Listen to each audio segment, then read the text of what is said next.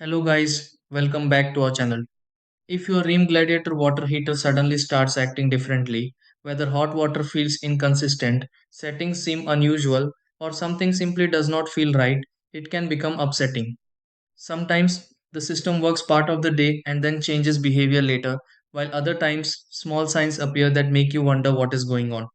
Common water heater problems can sometimes happen because of settings, power interruptions, airflow around the unit, or maintenance details that are easy to overlook. Before assuming something major is happening, there are few simple things worth checking because many everyday issues can improve after quick adjustments. Let's go through several easy troubleshooting steps for common Rheem Gladiator water heater problems. Try these.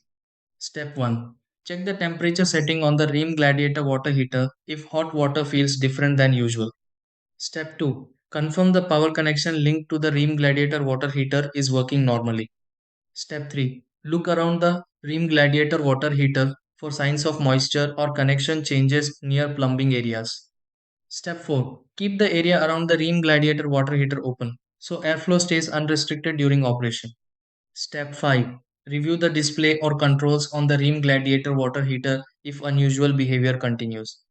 Step 6. Run hot water after checking the Rheem Gladiator water heater and confirm normal performance returns again.